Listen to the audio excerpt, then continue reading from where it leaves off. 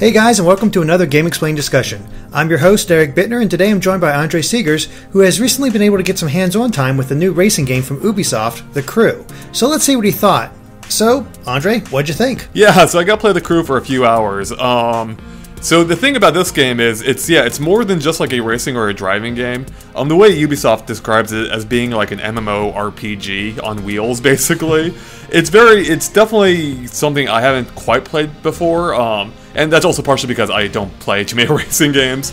But I would say it's closest that I can think of in similarity to Burnout Paradise. We have this large open environment, and then there are missions scattered all over that you can activate simply by just driving up to them.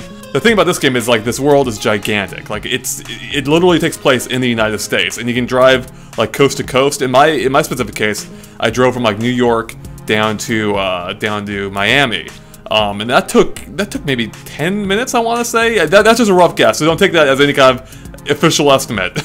But it took a while. And yeah, the whole thing with this game is like you're building up your car. Like, your car is your stand-in for like a character in an RPG. Where you can, by doing these missions, you get money or points, and you can cash those in to upgrade your car, making it better at more challenges down the line. And any of these challenges, you can, have your friends join you too.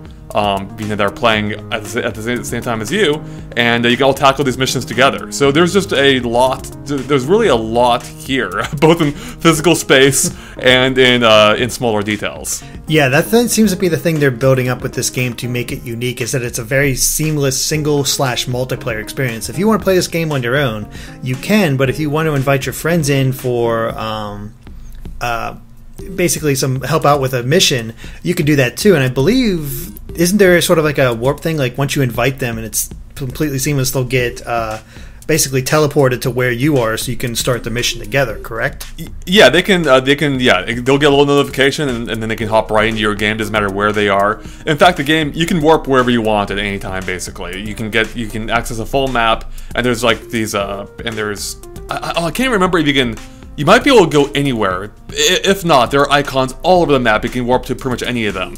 Just fast travel to them. So yeah, getting around's not an issue. Like, so you don't have to drive, from New York to Miami every time you want to, cross the coast. If although it's a lot of fun.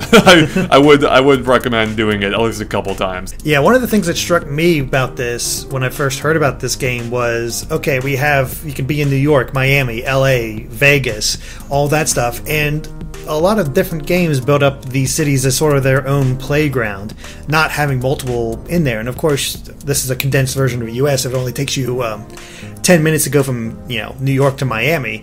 But how detailed are the cities themselves? Yeah, well, that's a really good question, because I'm not too familiar with the East Coast, so I'm not so I wasn't able to do any direct comparisons like with how accurate it is. But you definitely get a really good feel for these cities. Going through them. I mean, New York obviously felt like New York.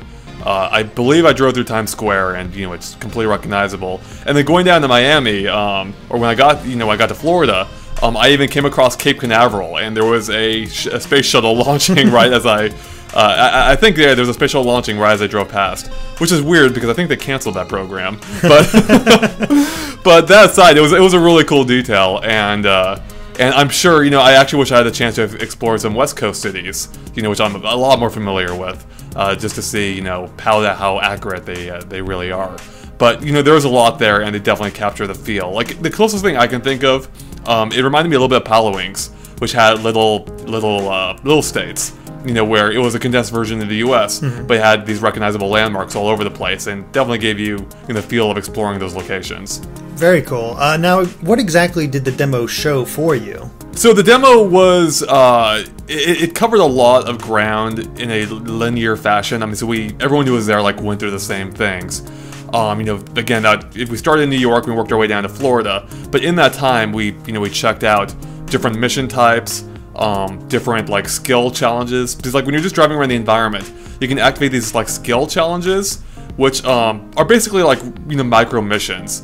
And in these, like one of them, when you drive through it, when you activate it, it'll just pop up like these pylons almost, kind of like Wave Race, and you drive around them, on the right side, or on the correct side. So you just weave around them while trying to get a good time, while dealing with, the traffic on the road. Like, the game environment, stays the same as it was, but now you just have these little pop-ups, telling you, where to go. And so, yeah, so there's the missions you can hop in, and, some of the missions I saw, a lot of them were just standard races, which were still fun, especially trying to, the ones I took place in were against, there were CPU opponents in there as well, but there were also the human opponents, and so you're all racing against each other, just trying to get the best time, to get the biggest reward. And then there was the takedown missions, where your goal is to take down a CPU-controlled vehicle that's just racing away across the environment, like, just going through the wilderness, and you're trying to catch up and take them down. And those are actually really tricky. Those are definitely ones you want to have teammates for. I did one by myself, and I barely caught up to the guy, so I wasn't able to take him down. But with teammates, you're able to head off the computer, head off the vehicle, and then just ram into him on the side, just take him down. And then beyond that, we played around with upgrading the vehicle using the rewards we gained, or the points we gained from the challenges. And that's pretty in-depth too, with how you're able to upgrade almost every facet of your car, like the engine, the suspension, I think tires, every major component. And it's cool how they present the information, because when you're cycling through each of the different portions you can upgrade, like you see the car being like torn down and to that part you're upgrading. So yeah, it's just all very well done, very well implemented from what I could tell. It just seemed really cool. It does sound interesting, different, just the fact that they have such a combination there between the single and multiplayer, and the fact that there seems to be a good bit to do and nice incentives to enlist multiplayer. Now with the car, I guess one of the big questions for a racing game is, how does it handle? Is it loose? Is it tight? Does it feel more arcadey? Is it more realistic? So the interesting thing about the handling, or maybe the cars more specifically, is I believe there are 5 main different types. I think they're calling it specs in the game, like 5 different specs of vehicles. And each one handles, differently. So they have there's the performance spec, which is built more for roads. Then there's a dirt spec, which is obviously used for off-roads. So each one has, their own pros and cons. So I found myself liking the dirt spec, I believe, or one of the similar specs, because I do like going off-road. And I just enjoyed like driving through the countryside, just mowing down like fences or whatever else was in my way. Yeah, so the handling overall I thought was good. I'm not a huge fan of the simulation type of handling, and Gran Turismo or Forza. And I think this game strikes a pretty good balance between, arcadiness and simulation. Because, it is still kind of simulated focus with how you're upgrading your vehicle, and, so you can enhance its handling through these upgrades.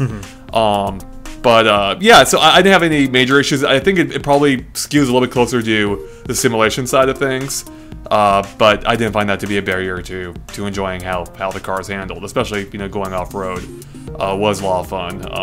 Yeah, so it handled pretty well overall. So I guess because of the whole single player multiplayer combination here, I guess the next big question is, how well does it feel to just hook up with other players and work on missions and do that sort of gameplay? That felt really seamless, and as a result, it felt good. I mean, of course, that's going to depend entirely on who you're playing with, and I was just playing with basically a bunch of strangers I'd never met before. And even with that, it was still a lot of fun. Like, playing through these missions where it's kind of like it's somewhat co-op and somewhat competitive at the same time. Like in the takedown missions, for instance, where if I believe everyone gets a reward if you win, but if you're the one who helped the most, you get the bigger reward. So it's a lot like some Nintendo games in that respect, where you're all working together at the same time, but competing as well. And yeah, those are actually a lot of fun. I did enjoy, taking on those missions together.